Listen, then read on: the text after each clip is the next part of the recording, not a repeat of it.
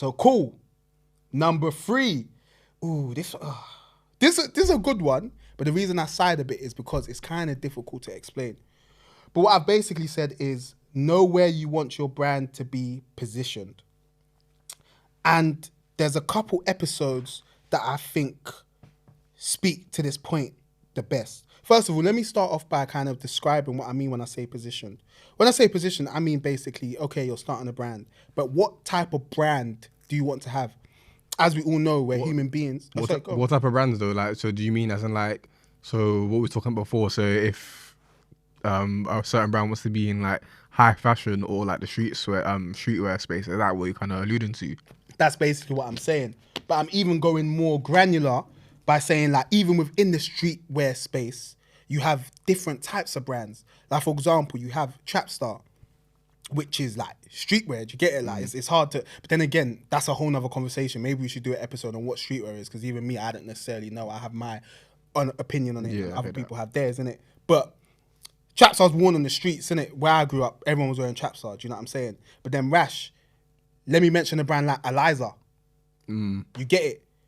Eliza will say they're streetwear as well, they're a streetwear brand, but they're not similar to Trapstar. You get what I'm saying? I guess it's subjective, innit? So very subjective. Yeah. So I think as somebody that's starting a brand, it's obviously the most important thing is to have your story, have your unique message that you're trying to say, your unique designs or whatever. But it's also really important to know where you want your brand to sit in relation to other brands. You get what I'm saying?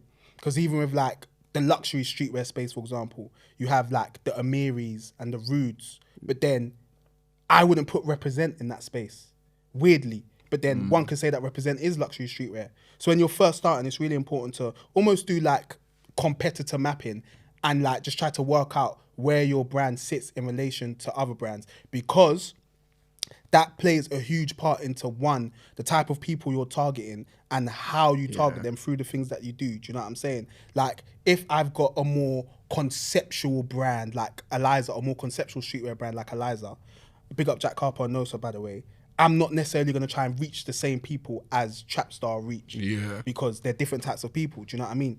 And this is something that Nate 3K, big up Nate, founder of 3000 Clothing, spoke about really well in his episode, and I really think you should go and watch the whole episode. If not, go and watch the clips that we put out, because he spoke about how he did that with his brand, and he spoke about how he looked at Represent and thought, maybe Represent's the type of aesthetic I want to go for. He looked at Cold Bucks and thought, yeah, maybe that's the type of brand I want to be. And then he dropped a major key where he's like, because he knows where he wants his brand to be positioned, he basically kind of worked out the type of people that follow those brands on Instagram and basically kind of targeted them in a way. Do you get it? Not necessarily through ads, but I feel like he said something like he was even DMing them himself, which echoes the fact that it's so important to know what type of brand you want to have and where it sits in relation to others. Do you know what I mean?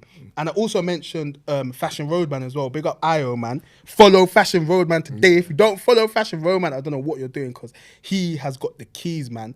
And his episode was like maybe like our 3rd or 4th episode or something, really, really early. And he taught, Rash can attest to this as well, he taught us so much about brand positioning. And when I talk about brand positioning, I think one of the main things I took from his episode was like where you want your brand to be in terms of how it's perceived and like, how can I put this? Where it sits. So for example, he mentioned stockists, where he was saying things like, obviously you've got the Selfridges Playroom, or I can't remember what it's called, but Rash, you know what I'm talking about. That joint in Selfridges that has like the Comme des Garçons play stuff. And then all the upcoming kind of brands as well. You get it, exactly. And it's got like the Ruse and all of that stuff, almost like luxury streetwear stuff as well. Like if you're that type of brand, okay, cool, it makes sense to be in Selfridges, but it doesn't make sense for you to try and get into stores like Machine A. Do you get what I mean? Which is more like higher fashion. You get what I'm saying? So yeah, when you're first starting, just have a think about those things. You get it? Because it's very, very, very important. And I think thinking about it will pay dividends in the long run. Thank you for watching another episode of Where's My Podcast. If you ever want to take in future episodes on the go, you can find us on Spotify and Apple Podcasts. Whilst you're there, please leave us a 5-star review. It would really help. And also, don't forget to follow us on our Instagram, WMTV_LDN, to keep up to date with the latest goings on in UK fashion. Keep it locked.